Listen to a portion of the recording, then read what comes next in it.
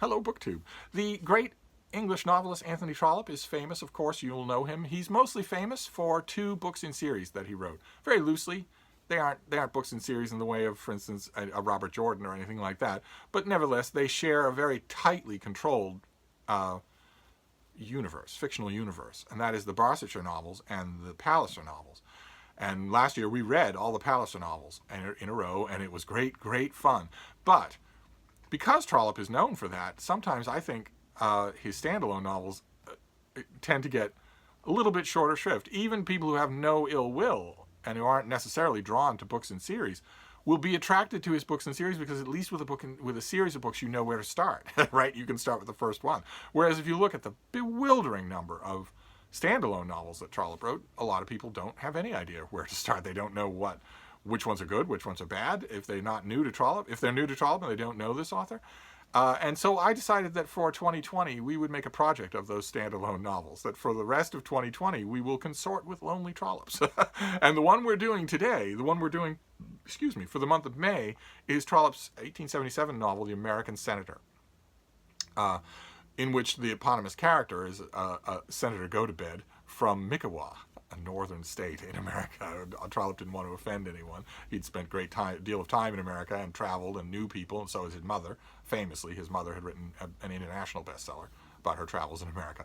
So he made up a state, and he has his senator come to America as the guest of a family and ask all sorts of questions. This is very much along the lines of the kind of Trollope novel that we have already seen, a kind of State of England novel, where the whole of the world that Trollope is trying to write about and dramatize and even satirize is supposed to be seen through the eyepiece, through the focal point of one character who is an outsider. That is supposed to throw the whole thing into relief, and that is a quality that is often missing in the Palliser novels, and that has led some critics scandally to call them boring for that effect. But one Palliser novel that is very much present in is The Prime Minister. Because in The Prime Minister, we have an outsider. Ferdinand Lopez is not part of the game. He's not part of the system. He wants to be. And the same thing is true with The Way We Live Now. And both of those books were written right around the same time as this one was. In The Way We Live Now, the outsider is, of course, Mr. Melmotte. And it's a curious balancing act that you have to do if you're Trollope. And Trollope wasn't always good with balancing acts. Because if you have a outsider character who is going to be the kind of scratching post against which the whole novel revolves, what happens if that character is bland, or so tiresome to readers that they're gone fairly soon, or dominates the book, as happens with Mr. Melmotte, where it all of a sudden becomes about him, when that is clearly not the intent of a State of England novel. The American Senator was written at around the same time and draws on a lot of the same resentments that we saw in our read-along of The Way We Live Now, where Trollope had been overseas and is returning to England. And that has caused some of the momentum to drop the scales from his eyes, and suddenly he has a less hospitable attitude towards his country and wants to write about it. In this case, the outsider character develops in a different way, because Senator Go-to-Bed is not all that interesting. He asks an endless barrage of questions. His hosts are rapidly tired. They rapidly tire of him. They quickly can't wait to see the back of him, because he doesn't let up. If he asks about some poor curate who's giving a service at a cold, oversized, largely empty church in the English countryside, when it's over, you're guaranteed that on the horse ride back to your house and comfort and claret and fires, he's going to ask a million questions. Well, who actually has the living in the parish? Why? What is the curate paid? Where does he live? Why do so few people go to a service in a church so big, and so on and so forth? And that happens over and over again, and I think Trollope shoots himself in the foot a bit by having so many of the senator's interlocutors either not care about the subjects that he's asking about, or agree that they're deplorable. You kind of lose your moral animus when that is true. But nevertheless it is, and that led a lot of critics of this book, original critics of this book, to wonder why it's called what it's called, and why any kind of prominence is given to Senator Go-to-Bed, especially when as you know, if you've been reading the first 20 chapters that we're reading today, especially when another character is hoving into view. Now, in the Prime Minister, I don't think, aside from maybe Lady Glencora, I don't think there's a character that really matches our fascination with Felix Lopez. We want to know, even though we're repulsed by him, we want to know what's going on with him. We want him in the focal point. And the same thing is true with Mr. Melmotte. No matter how, again, repulsive he is, he has not a single redeeming quality. Ferdinand Lopez might have once loved his wife, but he becomes more repulsive as the book goes on, but we're not 100% sure that we hate him. Mr. Melmotte has no redeeming qualities. You are free to hate him. And in this book, another character very much like that hoves into view, a totally amoral, totally magnetic character named Arabella Trefoil. And she is not the focal point. She is not the eyepiece character of the title. So it's kind of strange. You couldn't as effectively do a State of England novel if she were.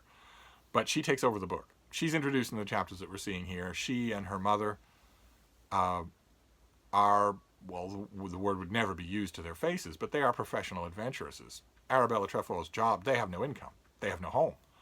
Her job, she is tall and almost 30 and beautiful and accomplished and graceful and well-spoken, and her job is to find a wealthy husband, because there's nothing saving her or her mother from, the father's gone, and there's nothing saving the mother and herself from utter destitution other than that.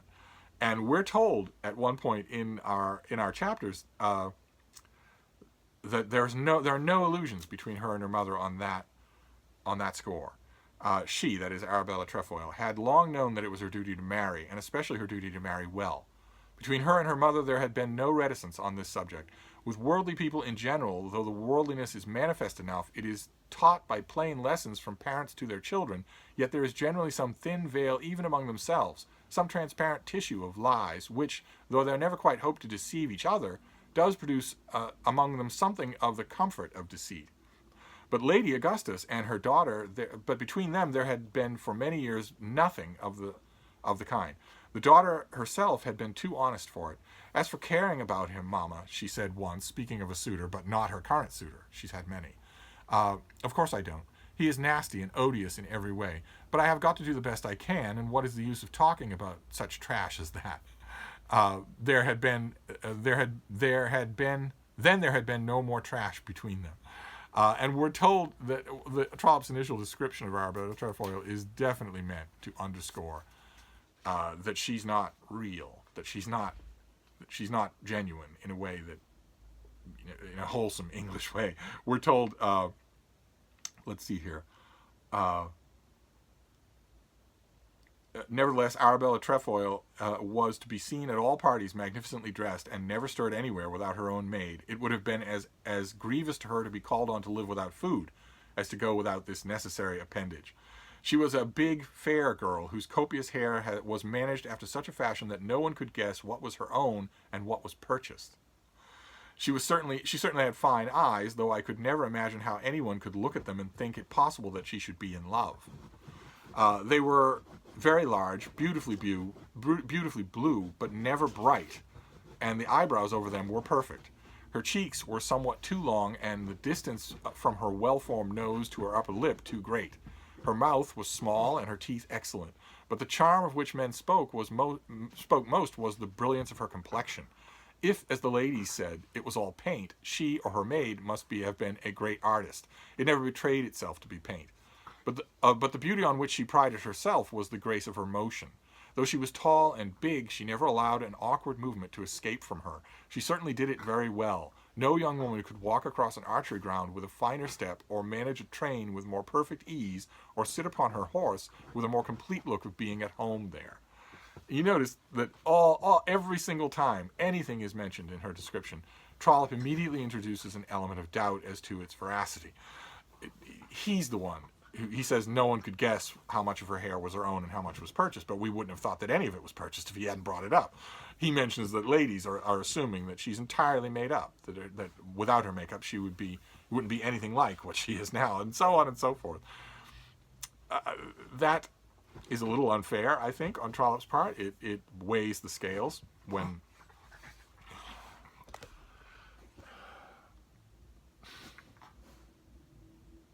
What are you doing? Why are you thrashing?